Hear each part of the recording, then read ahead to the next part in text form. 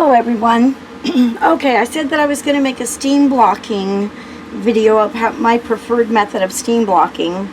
I've already done a portion of it, and I've got it all pinned here for you so that you're not having to watch me do that. And excuse me, I just got my voice back, so bear with me here. So I pin with the right side down. Just, I don't know, I think it comes out better. That's my preference. If you want to do it right side up, that's fine, but for me it works doing right side down. And I don't know if you can see this portion or not. I'll try to get it up here. But this portion here has already been steam blocked compared to this portion here. You can clearly see the difference between the two.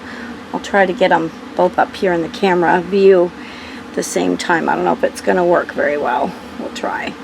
But there's the already blocked, and here's the unblocked. Quite a difference, isn't it?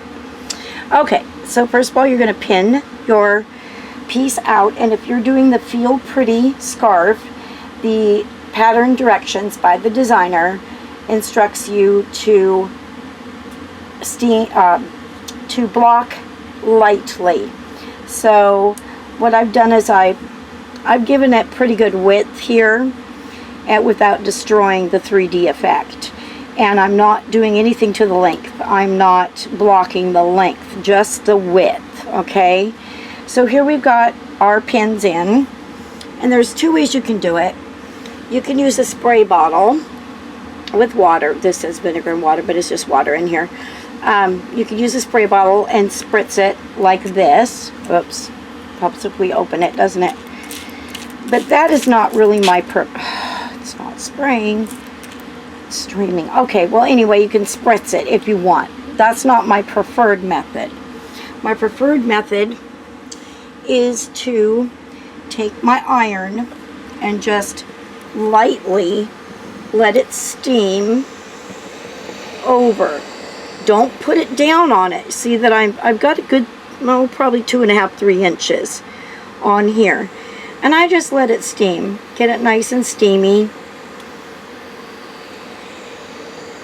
And just do that a couple, 3 times is what I do. Alright? You can do it however long you want to, but I like it rather steamy. Okay. And then I take my either muslin, cheesecloth, whatever. And for this one I'm doubling it just because I've never worked with this yarn before, blocking it. So I'm just going to lay it lightly over the scarf. I'm going to let that sit a little bit, and I'm going to press down here just a little bit. Not real hard, just to get it. I don't know, I just do it. Okay, and then after that, you're going to take your iron and take it off of the steam. Oh, I'm sorry, your iron goes on the hottest setting, which is on mine is linen. I think that's standard for most of them. Okay, that's why you're using this cloth as well, is to protect the fabric from the extreme heat. So then you're just going to go over lightly like this, barely touching the muslin or cheesecloth. And if you don't touch it all the way, that's fine too. You just want to get the heat there at first. Now remember, this is my preferred method. Other people have other ways of doing it. No way is right, no way is wrong. It's just whatever your preference is. Okay, so I've got that. Yep, that's fairly warm. Then I very gently, and I don't press like I'm pressing, I just lightly move it over the, oh, see, I don't know if you can hear it, but it's going psst. I just lightly move it over and across, and it doesn't matter if you do circles or, you know, whatever. Just move it lightly across wherever you have it in the pinned section. And then you're going to want to lift it up. And then I usually lift this, and I feel it. Yep, it's still a little damp. Alright, that's fine. And I flick it back, and then I bring this side up. Do the same thing through here. That's a little bit drier. Okay, so I flip it back, and I just let it cool for, maybe a minute or so. And then I go and I repeat again right on the fabric, just very carefully. You don't want a lot of pressure, just, I don't know, like you're patting a baby's back maybe to soothe it versus burping it. I'm not sure what good analogy, but just, you don't want to be pressing down like, you know, like you're pressing wrinkles out of something, out of a shirt. And then I just kind of go like this. Oh, sorry about that. And just kind of spot, hold it there for like no longer than a second in each spot. All right. Then I bring this up, and I usually fold it like that so it doesn't get caught on any of the pins. And then I get, I don't know, some people call this reckless. I haven't had any bad luck yet, but I also pay really good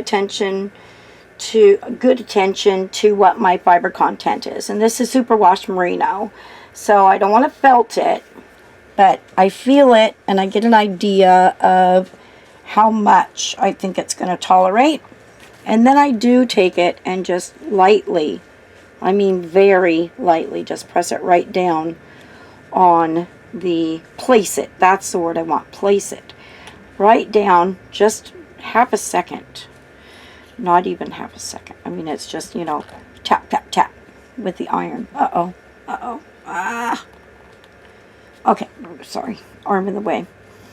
And then I usually feel it again, and if it still feels damp, oh, fiddlesticks.